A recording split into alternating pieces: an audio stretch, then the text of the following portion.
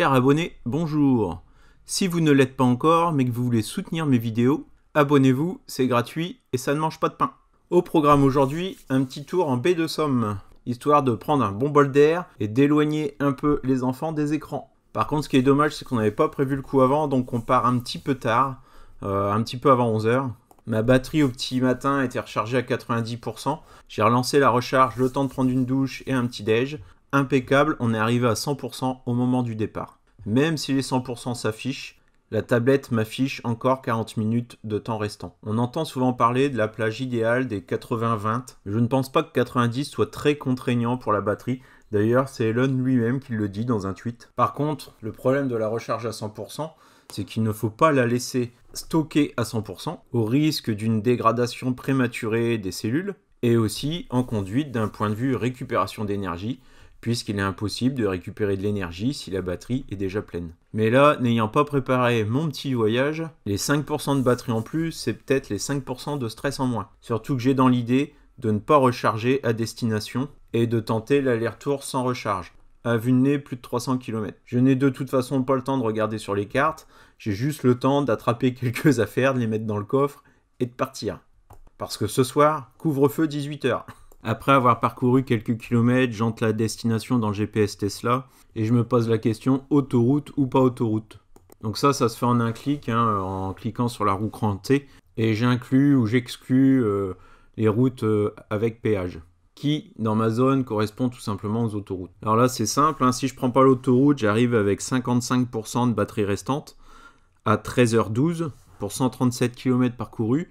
Et par contre, si je prends l'autoroute, j'arrive qu'avec 35% de batterie restante. Donc ça, c'est pas suffisant pour faire l'aller-retour. Donc finalement, j'en conclus que le temps gagné, je vais le perdre à recharger mon véhicule sur le retour. Sans compter les 11 € aller, 11 € retour pour le péage.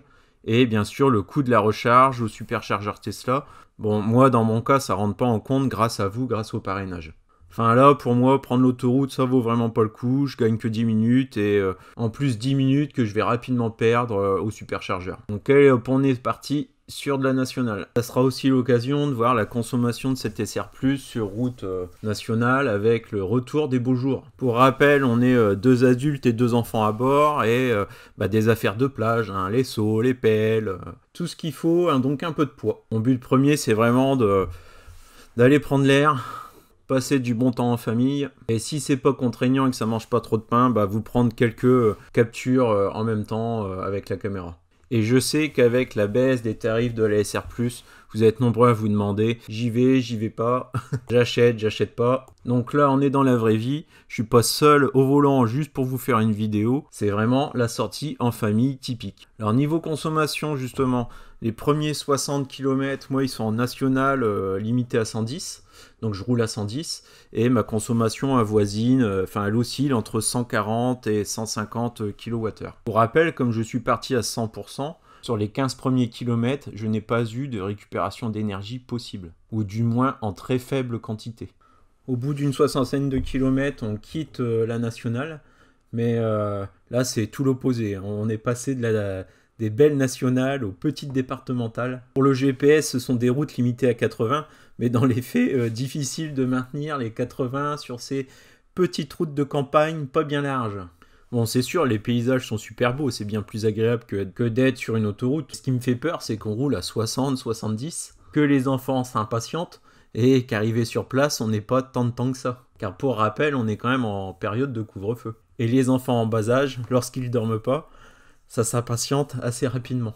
Bon, en tout cas, pendant ce temps-là, la conso, elle baisse quand même. On est à 137 Wh de moyenne. Je sais même pas si deux voitures peuvent se croiser ici.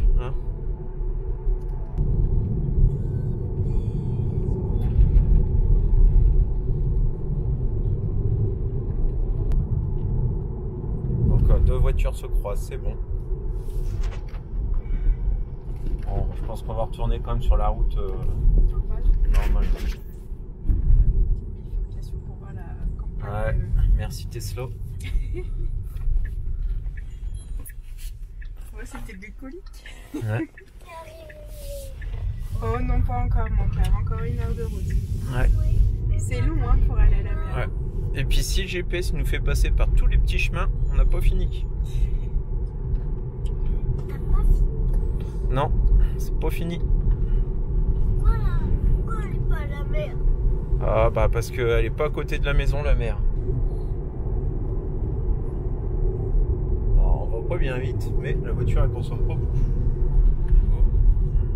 En effet, la moyenne est descendue à 12,6 kWh sur les 121 km qu'on a déjà parcourus. Et il nous reste une trentaine de kilomètres à parcourir.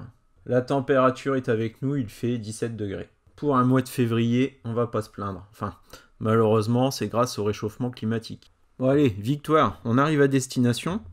Assez étonnamment, il me reste 60% de batterie, donc c'est plutôt très très bien.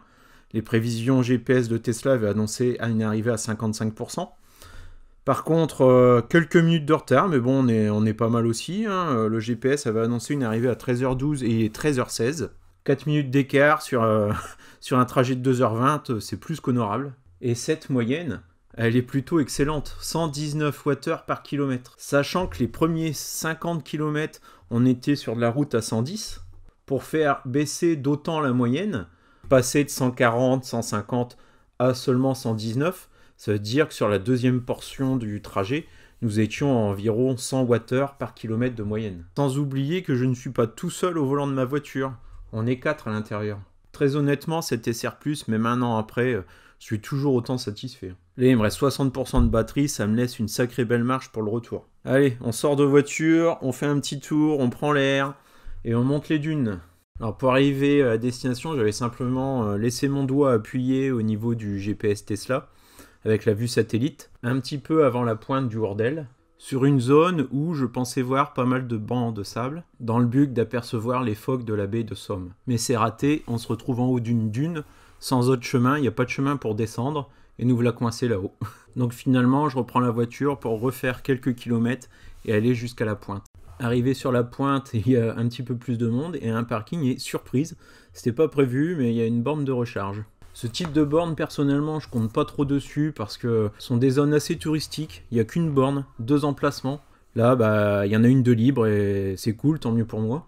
J'en ai pas spécialement besoin, je suis pas dans le besoin imminent, mais ça me permet de pouvoir repartir en prenant l'autoroute, surtout pour avoir une aire de repos avec des toilettes, etc. Faut pas oublier, j'ai des enfants. C'est quand même bien pratique, et malheureusement, sur les routes nationales, c'est un peu compliqué. Sur ces captures d'écran, on peut voir que l'application FreshMile retourne correctement l'état de la borne, c'est-à-dire, à mon arrivée, une borne de disponible sur les deux, et une fois que je suis branché, les deux sont occupés.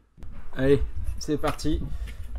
On va pouvoir aller voir les phoques. Vous avez vu, j'ai mis les objets qui comportent, qui peuvent comporter du sable dans le frunk, c'est pratique, il est tout en plastique, simple à laver. Avec tout ça, je vais pouvoir aller faire des beaux châteaux. Et cerise sur le gâteau, la voiture va recharger en même temps. Bienvenue en baie de Somme. À l'entrée du site, quelques avertissements. On n'est pas en Méditerranée. Alors d'abord, l'inconscience. Ensuite, la panique, et enfin, le drame. It's too late. On a perdu le phoque. Ah mais ils sont mieux équipés que nous. Là, c'est le phoque qu'on cherche. Si je cherchant une photo sur internet, je ferais croire que j'ai vu des phoques. Hein, ouais, je veux faire ça. Je l'ai vu en vrai. Hein. Bah, moi aussi, mais avec nos petits appareils, c'est sûr, regarde là-bas comment ils sont équipés. Ouais.